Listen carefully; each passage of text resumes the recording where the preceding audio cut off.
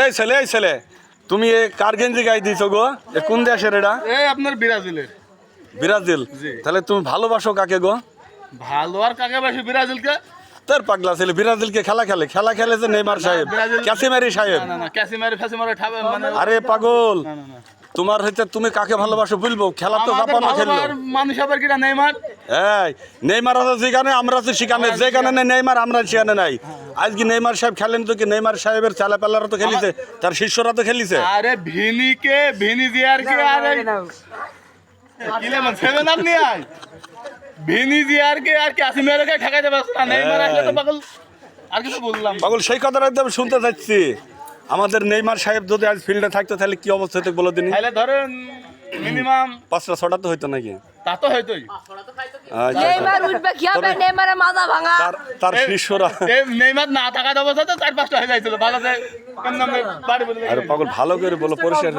হ্যাঁ আচ্ছা তো ক্যাসিমারি সাহেব আর কে যেন গোলটা দিল আজকে? দ্বিতীয় গোলটা তো দেখা হয়নি। দেখা হলো আপনার প্রথম গোলটা দিল ক্যাসিমারি সাহেবকে আবার বলে কে মেরে বলে খাম করে দিল। হ্যাঁ ক্যাসিমার একটু চোট পেয়েছে, একটু মেরি স্যার অবসরে গেছে। আচ্ছা তাহলে তোমাকে সর্বশেষ একটা প্রশ্ন আমি করবো বেটা।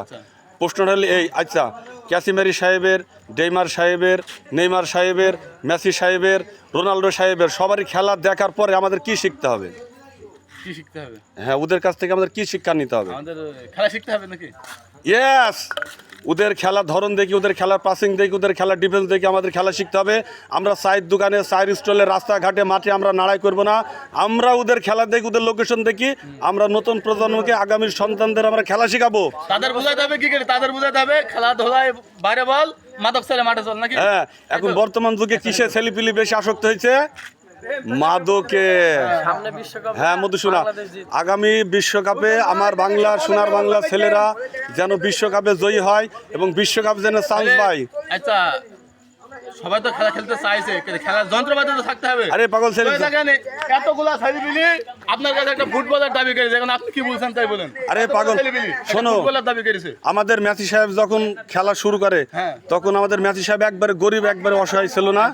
আমাদের নেইমার সাহেব অসহায় ছিল না। আমাদের সেই আজ থেকে 40-50 বছর পেছনে হলো কি যেন নাম ছিল, না রোনাল্ডো না, ম্যারাডোনা। এই ম্যারাডোনা সাহেব খান থেকে গরিব ছিল, কিন্তু তারা কিন্তু এক সময় কিন্তু বিশাল নাম অর্জন করেছে। কিন্তু তোমার আমার চেষ্টা থাকতে হবে।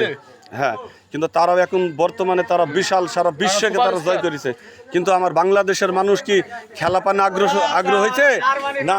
এরা খেলা দেখি খালি নাড়াই শিখবে, খেলা শিখতে হবে না। খেলা শিখতে হবে, খালি মারামারি শিখবে। হ্যাঁ, তো তুমি এই আমার বাংলাদেশের সন্তানদের একটু বলো, আগামী ভবিষ্যৎ আমাদের খেলা শিখতে হবে। ওরা তো একদিন খেলা অবসর নেবে, কিন্তু আমাদের খেলতে হবে।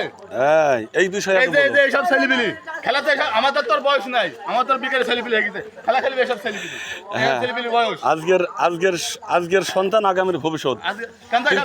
কিন্তু বর্তমান যুগে সব মাদকে জড়িয়ে গেল, কি ব্যাপার? মাদকে জড়িয়ে গেছে। হ্যাঁ, খেলা দেখবে আর তর্ক করবে আর মারামারি, মাদক খাবে আর মারামারি। আচ্ছা।